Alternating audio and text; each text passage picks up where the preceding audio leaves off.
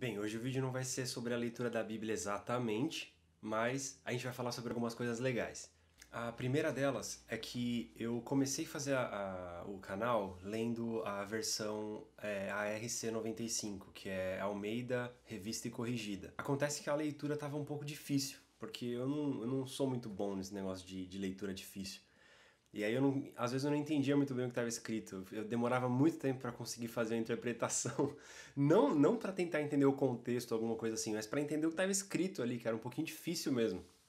Como eu sou meio burrinho, resolvi mudar a versão da Bíblia para ficar uma coisa um pouco mais fácil, um pouco mais fluida. E aí eu vou ler agora a mensagem. É uma Bíblia que eu tenho já há muitos anos e eu lembro que quando eu comprei ela eu gostei muito porque ela é escrita de uma forma muito fácil de entender. Se houverem muitas críticas com relação a essa Bíblia, deixa aqui no comentário, me fala o porquê que de repente não é legal ler por ela, porque eu posso mudar de novo. Então o canal está aberto, então a gente vai mudando de acordo com a necessidade, né? Vamos falar de uma outra coisa legal. Muita gente está chegando no canal, a gente já chegou em 3.000 inscritos, eu fiquei muito feliz com isso. Porque, na verdade, eu coloquei isso na celebração de 1.000 inscritos no canal, né? Eu não chamo o pessoal de inscrito, eu chamo de leitor. Que a intenção desse canal, basicamente, é ler a Bíblia. Então eu acho um pouco chato ficar chamando as pessoas que estão chegando aqui de inscritos. Inscrito é uma coisa pequena demais. Eu acho que a gente tem que chamar de leitor. Então vocês são os leitores da Bíblia. Chegamos em 3.000 leitores. Isso é uma marca muito, mas muito legal, muito bacana pra mim, porque eu não esperava que tanta gente estivesse tão interessada em leitura de Bíblia como eu estava quando eu comecei o canal. Era uma dificuldade para mim fazer essa leitura, então eu identifiquei que mais gente tem essa dificuldade, né?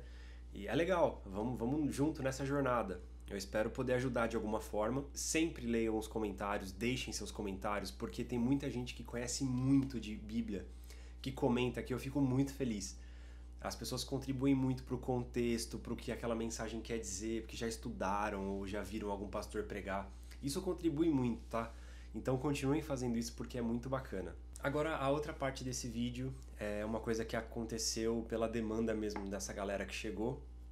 Tem muita gente perguntando pra mim o que eu faço da vida, por que eu comecei o canal.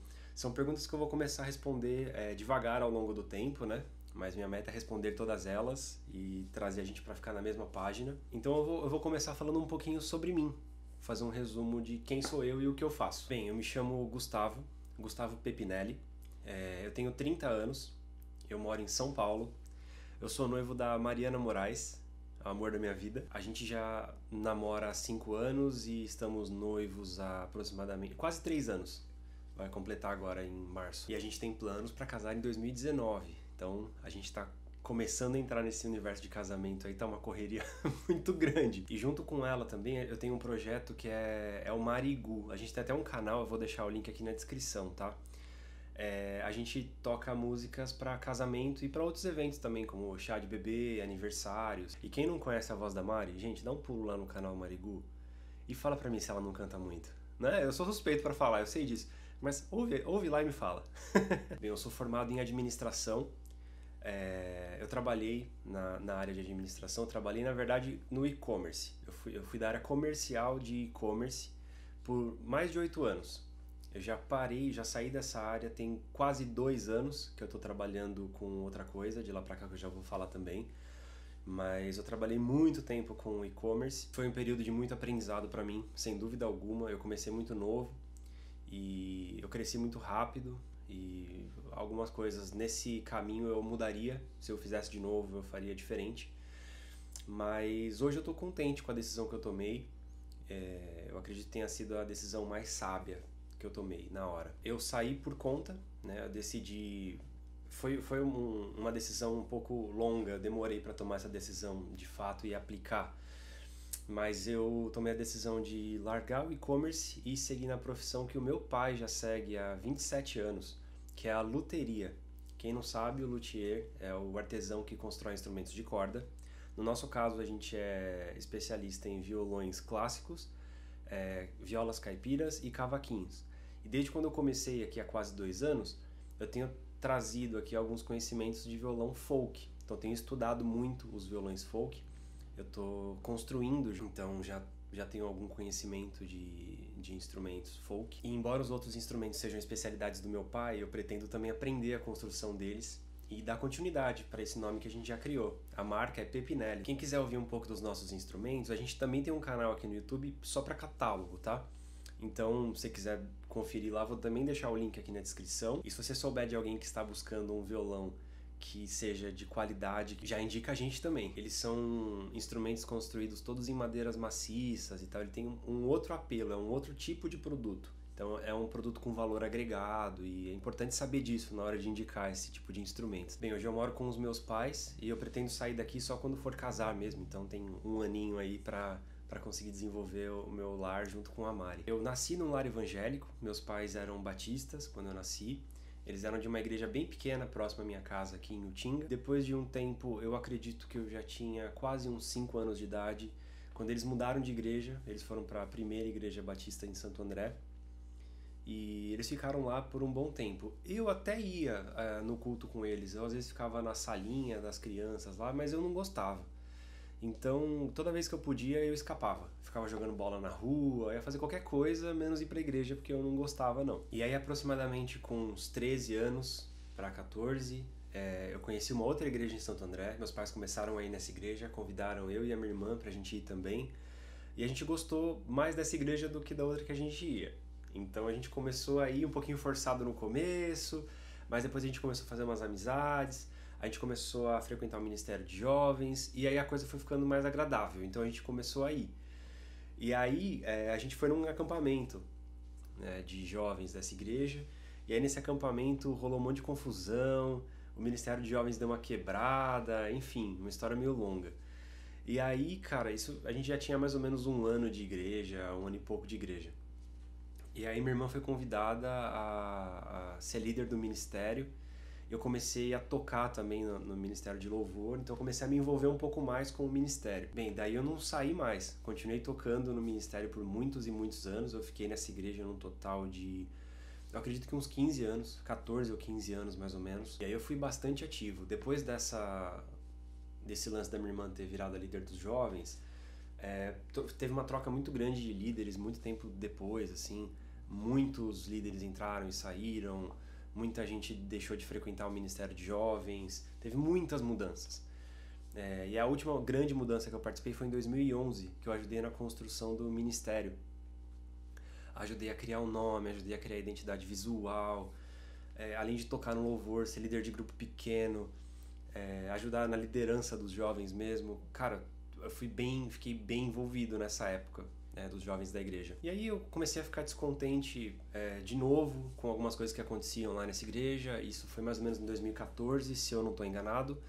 E junto com a Mari a gente teve algumas conversas com relação a isso. A gente decidiu sair dessa igreja. Só que a gente saiu dessa igreja sem ter uma outra igreja para frequentar.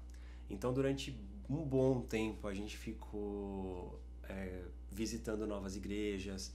A gente foi mais de uma vez em algumas igrejas para ver se era aquilo mesmo, se a gente estava gostando. A gente começou a ficar muito crítico com relação à igreja.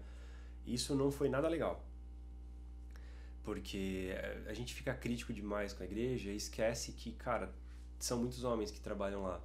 Embora tenha algumas atitudes dos homens que a gente não deva, de fato, apoiar, e quando a gente continua no ministério, a gente está meio que apoiando as coisas que eles fazem, ajudando eles a crescerem, a se multiplicarem e tal. Às vezes a gente sabe que eles estão fazendo muitas coisas que são erradas e eles não querem a mudança. Porque eu não acho que, assim, fazer as coisas erradas seja o principal problema. O que eu acho que é um problema é a falta de querer mudar, de querer melhorar. Isso sim eu considero um problema gravíssimo. Então a gente começou a tentar encontrar esses problemas que tinham nas igrejas para saber em que nível que estava, se a gente conseguia aguentar isso, se não. Enfim, a gente começou a ficar chato demais. Depois de um tempo que a gente ficou sem encontrar uma igreja ideal pra gente, mesmo frequentando, visitando várias, a gente não encontrou uma ideal, né, nessa época. Isso foi muito triste. A gente começou a ficar bem decepcionado, assim, com a igreja, achando que era, tipo, a igreja o problema. A gente não via que a boa parte do problema era a gente. E isso passou.